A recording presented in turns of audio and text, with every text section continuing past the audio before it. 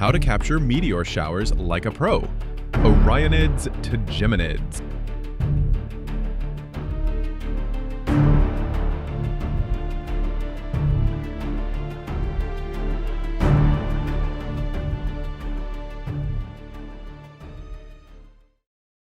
Get ready! The end of 2025 is shaping up to be one of the most spectacular skywatching seasons in years. From late October through December, the night sky will light up with a parade of meteor showers.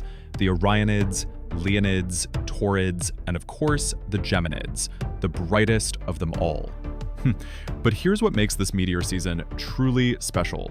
While the meteors streak across the sky, two bright comets, C/2025 R2, SWAN, and C/2025 A6, Lemmon, are glowing in the background, adding an incredible cosmic backdrop.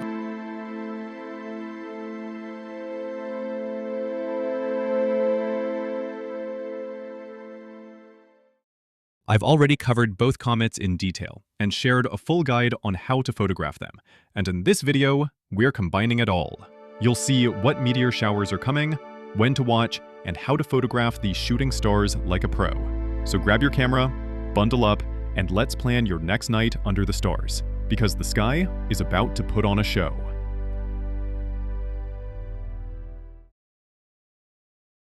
Best meteor showers late 2025.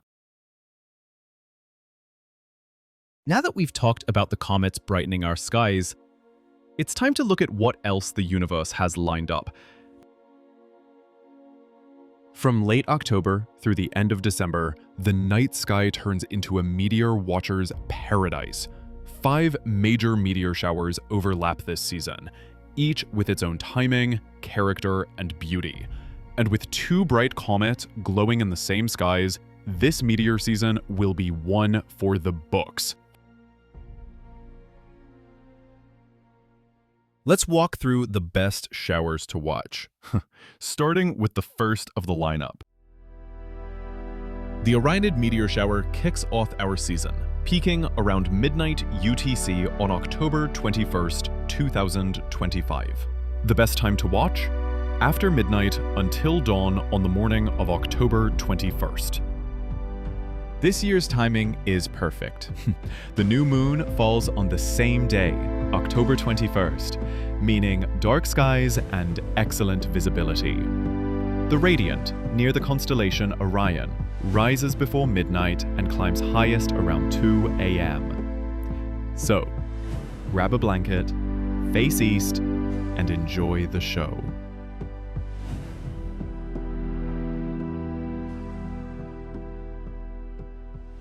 Late October to early November, the Taurid Fireballs. As the Orionids fade, the Taurid meteor showers take over, known for their slow, bright fireballs. The South Taurids peak around November 5th, followed closely by the North Taurids around November 9th. Both showers run for weeks, overlapping through late October and early November. Normally, you might see about 5 meteors per hour from each, but what makes the Taurids special is their occasional fireball outbursts, which happen roughly every 7 years. The last one in 2022. So 2025 might just deliver a few more bright ones than usual. The radiant sits near Taurus, rising in early evening and staying up all night. Unfortunately, Moonlight will interfere this year, with a full moon on November 5th and last quarter on November 12th. But patient observers may still catch a few bright Taurid trails between moonset and dawn. Mid-November, the Leonids. Next up are the Leonids, peaking around 1800 hours UTC on November 17th, 2025.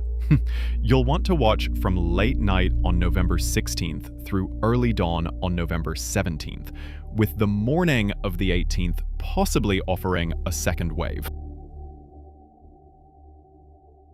The Leonids are famous for producing historic meteor storms, including the legendary 1966 event when thousands of meteors fell per minute.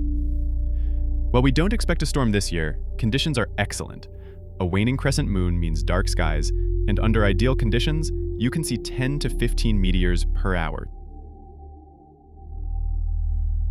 Their radiant, in Leo, rises around midnight and climbs high before sunrise, so plan to watch in the early morning hours for the best activity. Early to mid-December, the Geminids, the showstopper. If you only plan to watch one meteor shower this year, make it the Geminids.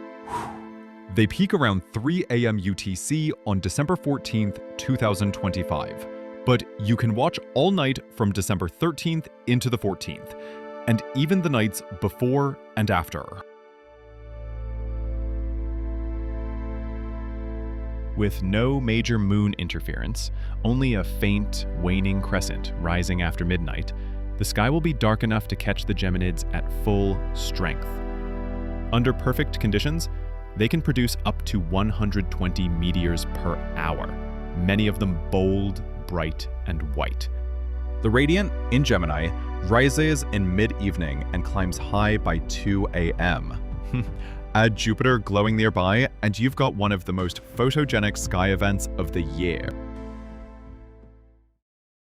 Around the winter solstice, the Ursids. Finally, as the year winds down, we get the quiet but charming Ursids, peaking around 1100 UTC on December 22nd, 2025. They're active from December 13th to 24th, overlapping slightly with the Geminids. The radiant, in Ursa Minor, stays up all night for northern observers. Best news? The new moon on December 20th guarantees perfectly dark skies for this one. The Ursids aren't as prolific, usually just 5 to 10 meteors per hour, but they're reliable and easy to spot near the Little Dipper during long winter nights. Think of them as the calm finale to 2025's meteor season, a peaceful way to end the year under the stars. So, now that you know when and where to watch, let's talk about how to capture these celestial shows. Watching a meteor shower is magical, but photographing one, that's where the real challenge and reward begins. Every streak of light flashes for just a second, completely unpredictable. It's what makes meteor photography both thrilling and addictive. Whether you're an experienced astrophotographer or just starting out, knowing the right gear, camera settings, and techniques can turn a few lucky shots into something spectacular. The kind of images people can't believe are real. In this part, I'll walk you through everything you need to know. The essential equipment to bring, from lenses to tripods. The camera settings that make or break your shot. We'll cover shutter speed, aperture, ISO, and more. The techniques for success, from choosing the best location to timing your shots with precision. And at the end, I'll share a few pro tips to help you get that perfect frame, the one that captures the magic of a meteor shower forever.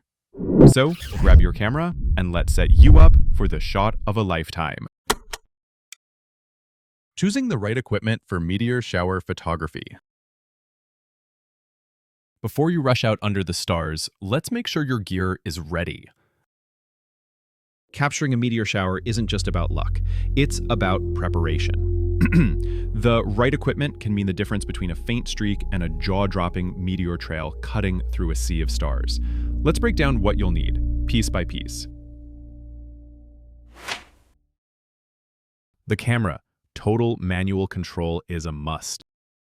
You'll need a DSLR or mirrorless camera that gives you full manual control. Aperture, shutter speed, ISO, and focus. Automatic modes just won't cut it here. You want to be the one controlling how much light hits your sensor and how long your shutter stays open. Both DSLR and mirrorless systems handle low-light long exposures beautifully.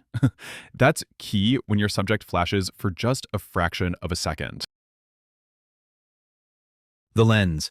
Go wide and go bright. Your lens choice can make or break your meteor shots. Wide-angle lenses. Somewhere between 17mm and 50mm on a full-frame camera are ideal. They give you a large slice of sky, increasing your odds of catching multiple meteors in one frame. Even more important, aperture. Go for f2.8 or wider. That wide aperture lets in more light, helping you capture even the faintest streaks most people miss. Personally, I found 24mm f2.8 to be the sweet spot. Wide enough to show the landscape, tight enough to make each meteor stand out. Essential accessories. Here's where the magic and the mistakes often happen. A few smart additions can transform your night out. Tripod. A solid, sturdy tripod is non-negotiable. Any vibration or wobble will blur your long exposures. If there's wind, hang a weight from the center column for extra stability. Remote shutter or intervalometer. Avoid touching your camera. A remote shutter release or intervalometer keeps your shots sharp and allows for continuous shooting over several minutes or hours, essential for catching random meteor bursts. Dew heater or lens warmer. On cool, damp nights, condensation can fog up your lens fast. A dew heater keeps it clear and your shots sharp all night long. Extra batteries and memory cards. Long exposures drain batteries faster than you'd think. Always bring backups, and more than you think you'll need. Headlamp with red light. Navigating in pitch darkness can be tricky. Use a headlamp with a red mode. It lets you see what you're doing without ruining your night vision or blowing out your exposure settings. So with your camera, lens, and accessories ready, you're set to go. But the real magic happens when you dial in the right settings.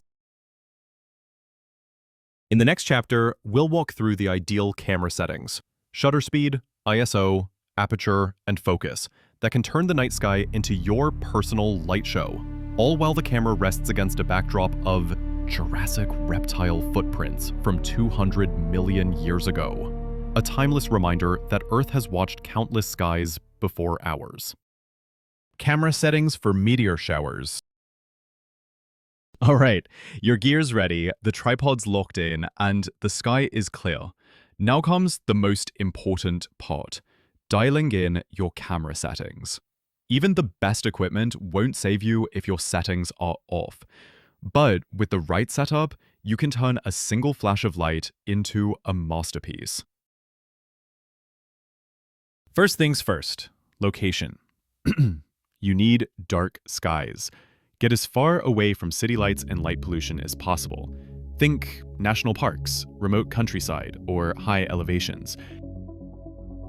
Make sure you have a clear view of the sky, especially toward the radiant point. That's the spot in the constellation where the meteors appear to originate. The darker your sky, the more meteors you'll catch, and the more detail your camera will record. Dial in your camera settings. Go for 10 to 30 seconds per exposure. Shorter exposures, like 10 or 15 seconds, help freeze bright meteors without too much star trailing. Longer exposures, 20 to 30 seconds, capture more meteors but may show slight trails from Earth's rotation. To find your sweet spot, use the 500 rule. Divide 500 by your lens's focal length in millimeters. For example, 500 divided by 20 millimeters equals 25 seconds. That's your max exposure time before stars start to trail. It's a simple rule of thumb, and it works beautifully for night sky shots. Keep your aperture as wide as possible, ideally f2.8 or wider. A wide aperture lets in more light, giving you better chances of catching faint meteors and adding depth to your image. Start around ISO 1600 to 3200. Higher ISO means greater sensitivity to light, but also more digital noise. The trick is to test a few shots, zoom in, and find your balance between exposure and grain. Every camera model handles high ISO a little differently. Switch to manual focus and set your lens to infinity. Then use live view. Zoom in on a bright star or distant light source, and carefully fine-tune until it's razor sharp. A perfectly focused star means your meteors will be tack sharp too. Set your white balance manually. Between 3200 Kelvin and 4800 Kelvin works best. In areas with light pollution, go cooler, around 3400 Kelvin to 3900 Kelvin, to counter the warm orange glow. Under dark, clear skies, aim higher, 4000 Kelvin and above, for a natural, balanced tone. A good universal starting point? 3600 K. You can always tweak it later when editing your raw images. Always shoot in RAW format. It captures far more data than JPEG, giving you flexibility to adjust exposure, white balance, and detail in post-processing without losing quality. Automate your shooting. Use an intervalometer. This little device is a game changer. It triggers your camera automatically, letting you shoot one exposure after another without touching the camera. Set it to take a photo every 25 seconds, giving your camera a short cooldown between shots. This way, you can capture the entire meteor shower hands-free, while you relax under the stars and enjoy the show. Once your camera's rolling, all that's left is patience, and maybe a thermos of coffee.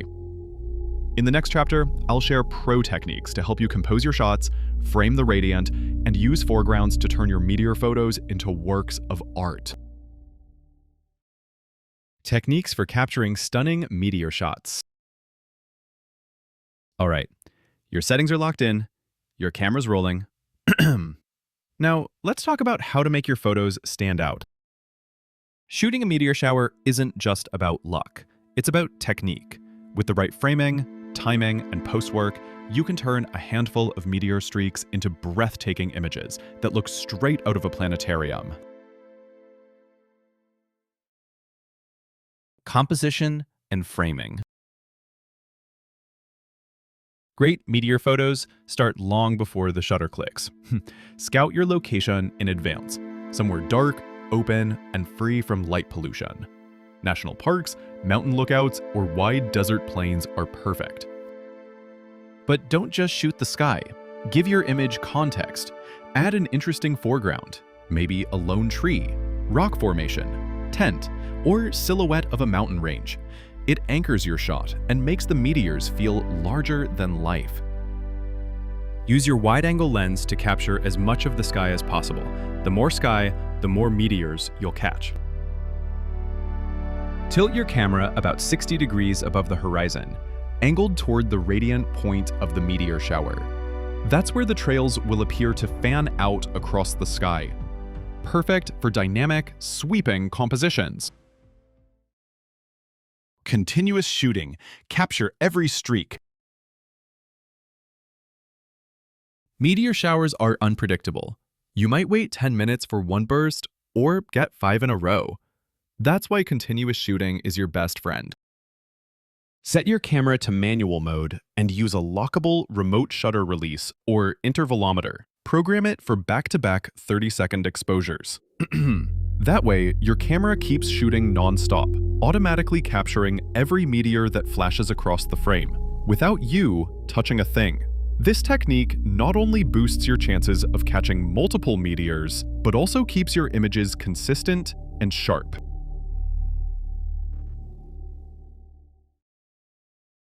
Post-production magic, bringing it all together.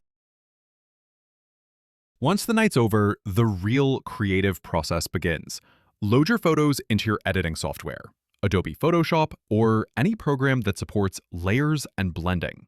Select your best frames and stack them using the Lighten blending mode. This makes only the brightest parts of each image, the meteor trails, show through. The result? A composite image that reveals every meteor streak from the entire session in one stunning frame. A complete story of the night sky. Finish it off with subtle adjustments to contrast, clarity, and color balance. Keep the stars crisp and the sky natural. Let the meteors be the highlight.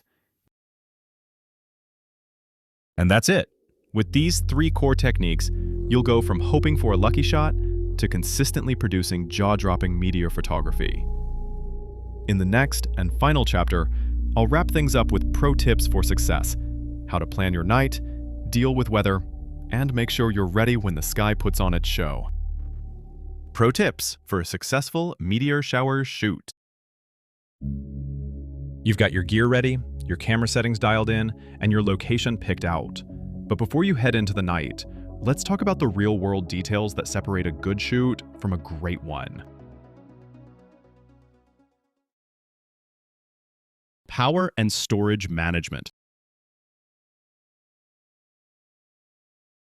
Nothing kills the excitement faster than a dead battery or a full memory card in the middle of a meteor storm. Always start with fully charged batteries, and bring extras, lots of them. Cold nights drain power fast, so keep your spare batteries warm in an inside pocket to help them last longer. Storage is another deal breaker. Meteor photography means hundreds of long exposures. Carry multiple memory cards, or better yet, a portable SSD for backups. You never want to be deleting shots at 2 a.m. just to make room for more. Weather and moonlight. Meteor photography is all about clear, dark skies, and timing is everything. Check the weather forecast a few days in advance, and always keep an eye on moon phases. Even a half moon can wash out faint meteors. Use astronomy apps like Clear Outside, Stellarium, or Heavens Above to plan your session. And whenever possible, head to a dark sky site, far from city glow. National parks, remote countryside, or high-altitude locations will always give you the best visibility. The sky is just getting started. And that wraps up our journey through the meteor magic of late 2025, a sky full of fireballs, streaks, and cosmic surprises. But remember, this isn't just any meteor season. While the Orionids, Taurids, Leonids, Geminids, and Ursids light up our nights, 2 rare visitors are also joining the show. Comet C/2025 R2 SWAN and Comet C/2025 A6 Lemmon, both brightening faster than astronomers expected. And if you're serious about capturing all of this, from meteors to comets, make sure to watch my video guide on how to photograph comets. It's packed with camera settings, gear tips, and real examples from the field. If you found this video helpful, don't forget to like, subscribe, and hit the notification bell so you never miss another celestial event. Share this video with your friends and fellow stargazers, especially those who've never seen a meteor shower before. This is the year to get out and look up. Thanks for watching and for being part of the Travelandshield community, where every frame tells the story of the universe. Clear skies, steady tripods, and until next time, keep your eyes on the night sky. I float between the silence. Space fills my lungs with questions. Stars spin around me. Distance grows like patience. Where do I go when nothing's left to hold me down? I'm drifting far.